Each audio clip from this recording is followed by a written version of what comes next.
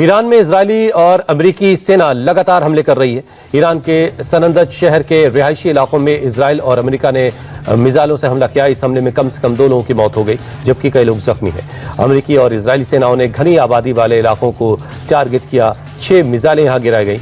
इस हमले के बाद आसमान में आग और धुएं का गुबार छा गया। ईरान के खिलाफ अमेरिका ने जंग में अपने सबसे शक्तिशाली हथियारों को उतार दिया है। यूएस ने B-2 बॉम्बर और सुसाइड ड्रोन से ईरान पर अटैक किया। अमेरिका ने B-2 बॉम्बर से 2000 पाउंड के दर्जनों पेनिट्रेटर बम गिराए। ईरान के खिलाफ जारी ऑपरेशन एपिक फ्यूरी के पहले 24 घंटे में अमेरिका ने अपनी पूरी ताकत लगा दी। टॉमहॉक मिसाइल, F-18 और F-35 फाइटर जेट से बमबारी की गई। इजरायली सेना ने एक वीडियो जारी कर तेहरान पर हमलों का दावा किया। इजरायली सेना के एक बयान में कहा गया कि उसने ईरान की राजधानी में डिफेंस सिस्टम पर हमला किया। रविवार को तेहरान में कई जगहों पर विस्फोट हुए। इजरायल ने दावा किया कि वो ईरान की राजधानी के दिल पर हमले कर रहा है। अमेरिका, इजरायल और ईरान के बीच जंग लगातार भीषण होती जा रही। तेहरान में इजरायली सेना के ताबड़तोड़ हमले जारी हैं। ईरान भी लगातार इजरायल समेत मिडिल ईस्ट के 10 देशों पर लगातार बमबारी कर रहा है। इस जंग में हिजबुल्लाह भी कूद गया है। ईरान की तरफ से इजरायल पर लगातार रॉकेट दाग रहा है। जवाब में इजरायली फोर्सेज ने लेबनान में कई जगहों पर हमले किए हैं, जिसमें अब तक 31 लोगों की मौत हो गई।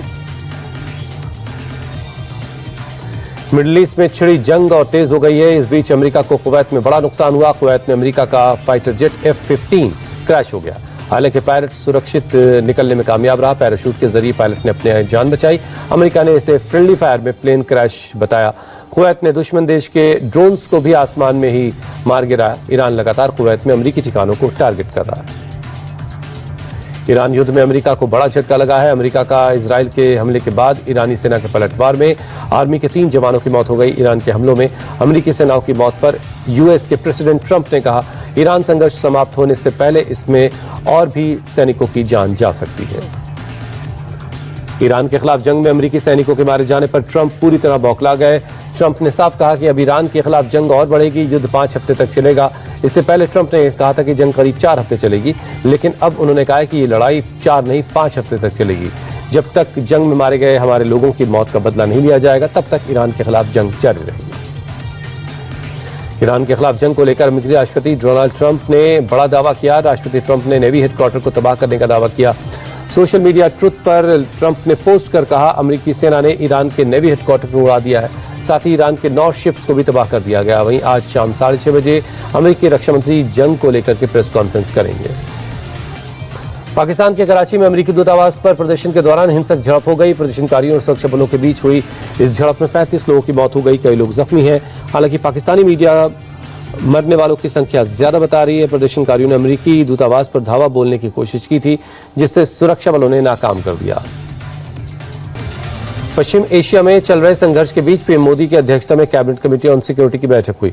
सीसीएस की मीटिंग में इस संघर्ष से पैदा हुए हालात का जायजा लिया गया और भारत पर पड़ने वाले प्रभाव पर चर्चा हुई। बैठक में रक्षा मंत्री राजनाथ सिंह, मंत्री अमित शाह, विदेश मंत्री एस जयशंकर, वित्त मंत्री निर्मला सीतारमण के अलावा NSA अजीत डोभाल और CDS अनिल चौहान भी शामिल हुए। इजरायल ईरान जंग के बीच पीएम मोदी ने इजरायल के पीएम बेंजामिन नेतन्याहू से फोन पर बात की। बातचीत के दौरान पीएम ने मौजूदा हालात पर चिंता जताई। इजरायल पीएम से बातचीत में प्रधानमंत्री ने क्षेत्रीय हालात पर विस्तार से चर्चा की और हाल के घटनाक्रमों को लेकर चिंता जाहिर की। इस दौरान पीएम ने नागरिकों की सुरक्षा को सर्वोच्च प्राथमिकता बताया। साथ ही भारत ने शत्रुता को जल्द समाप्त करने की जरूरत को दोहराया।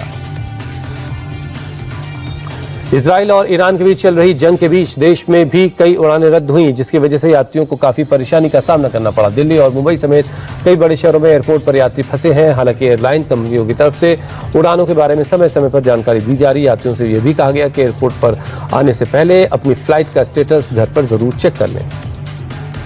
राजस्थान के झालावाड़ में पुलिस ने अवैध शराब की तस्करी कर रहे एक ट्रक को जब्त कर लिया, जिससे भारी मात्रा में शराब और बियर की बोतलें मिली हैं। इस दौरान पुलिस ने चालक को और क्लीनर को गिरफ्तार कर लिया। पुलिस के मुताबिक मुखबिर की सूचना के बाद कार्रवाई हुई। बताया जा रहा है कि ट्रक की तलाशी लेने पर आलू के कट्टों के बीच अवैध शराब छिपाई गई मिली। पुलिस अब इस मामले की जांच कर रही है। अमेरिका, इजरायल और ईरान युद्ध के चलते इंटरनेशनल एविएशन सेक्टर पूरी तरह से चरमरा गया है। हजारों उड़ानें रद्द हैं। अरब देशों से आने जाने वाली फ्लाइट्स कैंसिल होने से लाखों यात्री एयरपोर्ट पर फंसे हैं। पश्चिम की ओर जाने वाली उड़ानें बाधित होने से दिल्ली के आईजीआई एयरपोर्ट पर हजारों यात्री परेशान हैं। मुंबई एयरपोर्ट पर भी यात्रियों की परेशानी झेलनी पड़ रही है। भारत में 400 से ज्यादा उड़ानें प्रभावित हुई और करीब 20,000 से ज्यादा यात्री फंसे हुए हैं। ईरान, अमेरिका और इजरायल युद्ध का असर भारतीय शेयर बाजार पर भी पड़ रहा है। मार्केट प्री ओपनिंग में सेंसेक्स 6,000 से ज्यादा अंक टूट गया। वहीं बाजार खुलने के बाद ये गिरावट 1,000 अंक हो गई। सेंसेक्स 80,000 के स्तर पर कारोबार कर रहा है। निफ्टी में भी 300 अंकों की गिरावट आई। निफ्टी 24,900 के स्तर पर कारोबार कर रहा है। कच्चे तेल कीमतों में तेजी के चलते एनर्जी और ऑटो शेयरों में ज्यादा गिरावट है। फरवरी 2026 में विदेशी निवेशकों ने भारतीय बाजार में 22,615 करोड़ रुपए निवेश किया।